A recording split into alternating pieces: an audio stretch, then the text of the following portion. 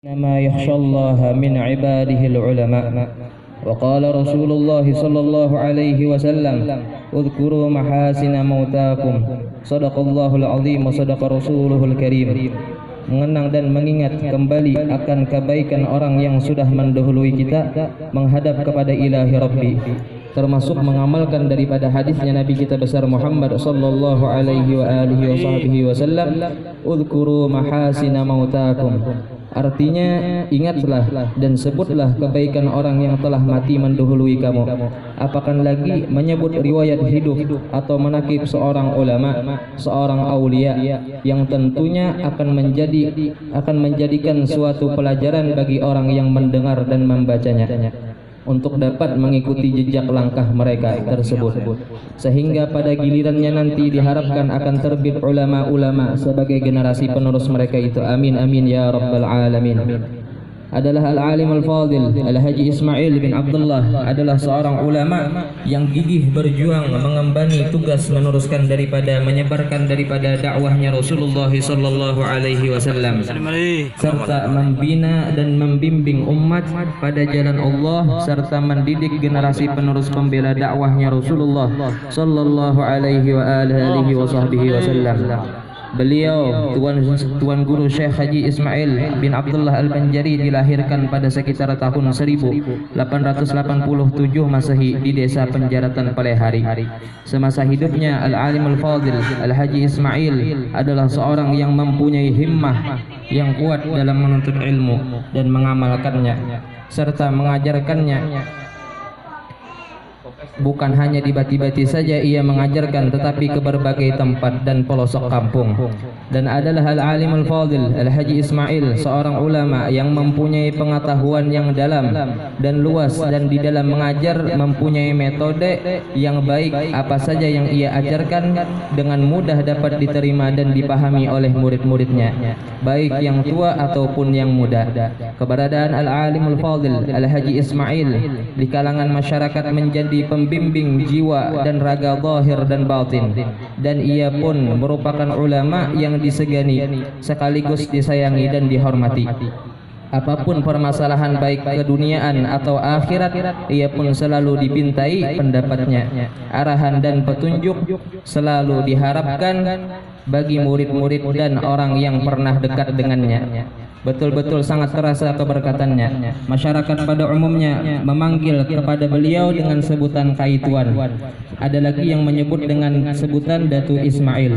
Di antara sifat Al-Alim Al-Fadil Al-Haji Ismail dalam menjalani hidup adalah selalu bersifat wara' dan qanaah, serta bersifat sederhana. Berhadap hati dan berzikir kepada Allah adalah kesehariannya, dan selalu mengharap keridhaannya. Dan adalah Al-Alim Al-Fadil Al-Haji Ismail belajar dan mengaji di dalam pagar selama 7 tahun.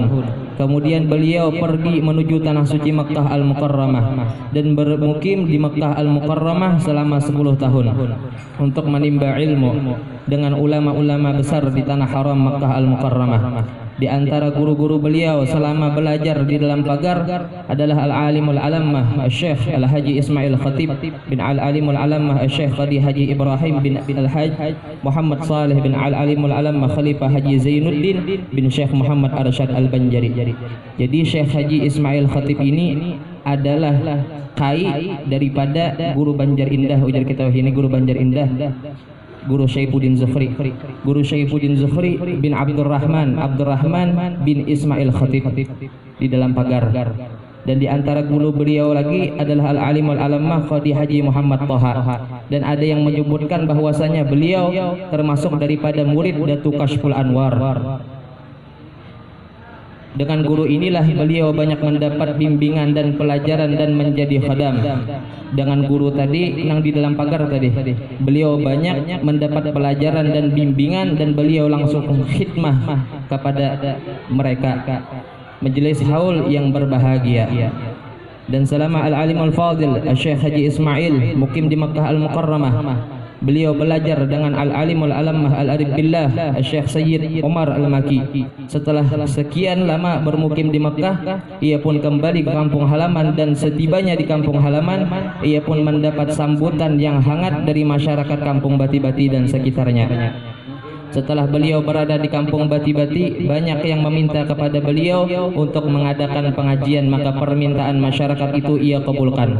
Maka mengadakanlah pengajian di rumah beliau sendiri. Berbagai ilmu beliau ajarkan seperti fikih, tauhid dan lainnya, dan beliau pun mengajarkan kitab Hikam Ibn Athaillah dan melajarkan Dalailul Khairat, kumpulan salawat kepada Nabi kita besar Muhammad sallallahu alaihi wasallam.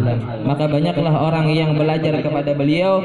Hampir semua orang Bati-Bati waktu itu adalah murid beliau, dan di antara murid-murid beliau adalah Al-Alim Al-Fadil Kiai Haji Abdul Wahhab, Al-Alim Al-Fadil Kiai Haji Anang Ramli, Kiai Haji Hamdi minantu beliau, Ahmad Nawawi dan lain-lainnya. Adapun karamat-karamat beliau sangat banyak, di antaranya adalah yang diceritakan oleh anaknya sendiri Hajjah Asrariyah, yaitu pada zaman dahulu ada segerombolan perampok hendak masuk dan merampok di Bati-Bati. Maksud gerombolan itu diketahui oleh masyarakat Bati-Bati, dan sebahagian masyarakat mengadukan hal itu kepada Al-Alimul Fadil Al-Haji Ismail. Setelah mendengar pengaduan itu, beliau lalu mengayunkan tangan beliau, memberi isyarat seakan-akan beliau merajah seluruh kampung Bati-Bati. Setelah itu pada malamnya datang angin masuk kampung Bati-Bati, maka dilihat oleh gerombolan itu kampung Bati-Bati itu hutan dan mereka tidak bisa masuk. Kemudian gerombolan itu datang lagi di siang harinya, maka dilihat oleh perampok itu siang hari itu adalah lautan yang mereka lihat. Maka selamatlah penduduk kampung daripada kejahatan gerombolan perampok itu berkat Datu Ismail. Menurut cerita dari Datu Hajjah Asrariyah, anak daripada Datu Ismail, bahwasanya ayahnya yaitu Al-Alim Al-Fadil Al-Haji Ismail terhubung silsilah keturunan dengan Haji Muhammad Nafis yang makamnya di lereng Gunung Karamayan. Jadi Syekh Haji Muhammad Nafis ini banyak beliau, di antara kuburan beliau ada yang mengatakan di Kalua dan ada yang mengatakan di lereng Gunung Karamayan di Batah Desa Ujung Batu. Dan Datu Muhammad Nafis mempunyai dua saudara, yaitu Datu Maulana dan Datu Sayyidi. Makam keduanya juga berada di Batah di Desa Ujung Batu di lereng Gunung Karamayan. Kemudian Syekh Al-Alimul Fadil Al-Haji Ismail diwafatkan 23 Ramadan tahun 1384 Hijriah, bertepatan tahun 1962 Masehi, dalam usia 85 tahun. Rahimallahu rahmatal abrar wa taba anhu wa an walidayhi wa masyaikhihi.